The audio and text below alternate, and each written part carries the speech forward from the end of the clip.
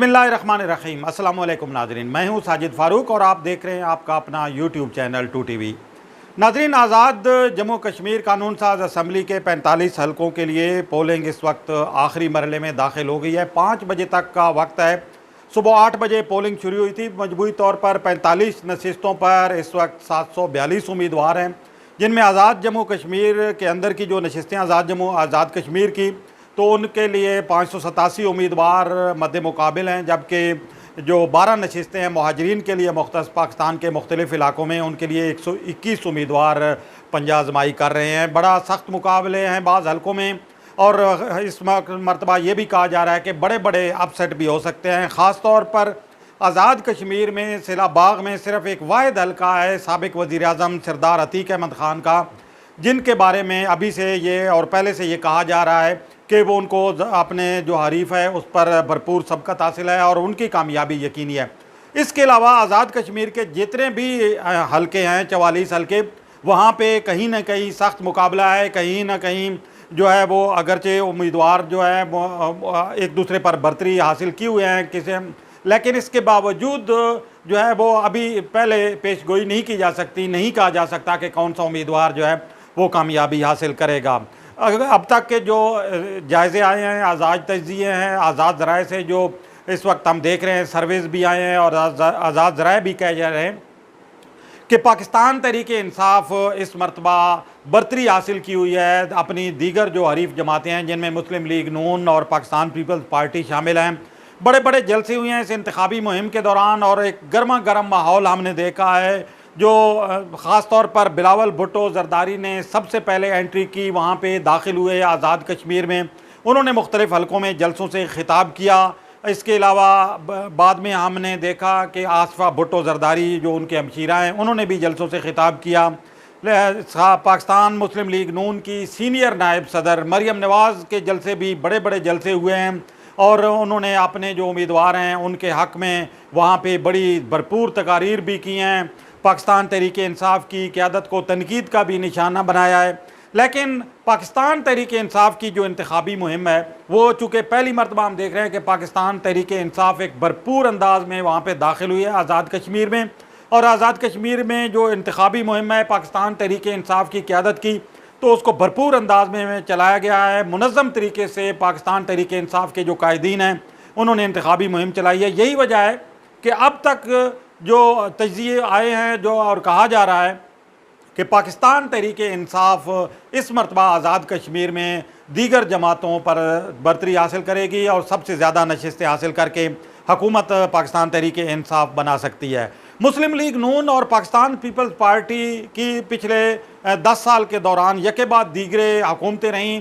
पहले Pakistan peoples party बरसर इक़्तिदार आई, फिर जब अगला इलेक्शन आया हमने देखा कि पाकिस्तान तहरीक इंसाफ ने भी उस इलेक्शन में हिस्सा लिया, लेकिन उस वक्त मुकाबला पाकिस्तान पीपल्स पार्टी और मुस्लिम लीग नून के दरमियान था।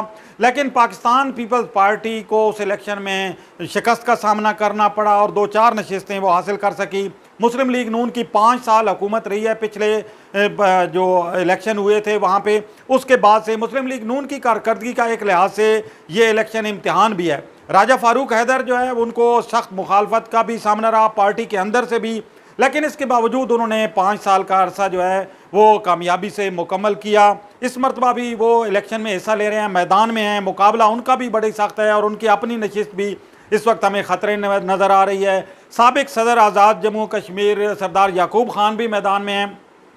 ये 2 हलकों से वो इलेक्शन लड़ रहे हैं। एक हलके में अगरचे उन्हें जो दीगर जो उम्मीदवार हैं उन पर बरतरी हासिल है, लेकिन दूसरे हलके में उन्हें जम्मू कश्मीर पीपल्स पार्टी के उम्मीदवार हसन इब्राहीम से जो है वो सख्त मुकाबला उनका है। और ये कहा जा रहा है कि हसन इब्राहीम जो है ये इस हलके में उन्हें शिकस्त से 2-4 कर सकते हैं।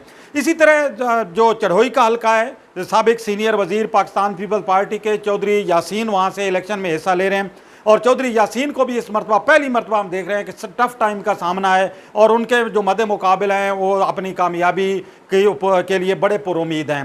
ये जबकि कोटली का जो हल्का है मलिक नवाज़ का, उसमें मुस्लिम कॉन्फ्रेंस जो है वो आगे है। मुस्लिम कॉन्फ्रेंस के बारे में कहा जा रहा है कि वो नशिस्त हासिल कर लेगी। मुस्लिम लीग नून के जो दीगर जो उम्मीदवार हैं उन्होंने भी अपनी मुहिम भरपूर अंदाज में चलाई है। पार्टी की जो मरकज़ी क़यादत है वो भी वहाँ पे गई, उसने भी जलसे किए। लेकिन अब तक के जो अंदाज़े, दो तज्ज़िये, दो तबसरे हो रहे हैं, आज़ाद ज़राए जो कुछ कह रहे हैं कि पाकिस्तान तहरीक इंसाफ जो है वो इस मरतबा आज़ाद जम्मू कश्मीर में हुकूमत शायद बनाने जा रही है, और ये कहा जा रहा है कि 17 से 18 नशिस्तें जो हैं वो पाकिस्तान तहरीक इंसाफ हासिल कर सकती है। पाकिस्तान पीपल पार्टी और मुस्लिम लीग नून के हिस्से में कितनी नशिस्तें आएंगी ये तो आज जब पोलिंग का वक्त ख़त्म होगा, थोड़ा ही वक्त रह गया है, 5 बजे पोलिंग का वक्त ख़त्म होना है, लेकिन इस 5 बजे के बाद भी पोलिंग स्टेशन की हदूद में जो वोटर मौजूद होंगे वो अपना हक़ राय दही इस्तेमाल कर सकेंगे। पाकिस्तान के अंदर जो मुहाजिरीन की नशिस्तें हैं वहाँ पर भी सख्त मुकाबला है। पाकिस्तान तहरीक इंसाफ और मुस्लिम लीग नून और पीपल्स पार्टी जो है वो अपने उम्मीदवारों के लिए आज उन्होंने जो अब तक की जो वोटर्स को पोलिंग स्टेशन तक लाने का जो सिलसिला है वो भी भरपूर अंदाज में उसको आगे बढ़ाया है। इसके अलावा इंतखाबी मुहिम भी भरपूर अंदाज में चलाई है। जबकि आज जो आज़ाद कश्मीर के इंतखाबात हैं इसके हवाले से पाकिस्तान पीपल्स पार्टी ने अभी से थोड़ी देर पहले साबिक वज़ीर आज़म राजा परवेज़ अशरफ ने प्रेस कॉन्फ्रेंस की।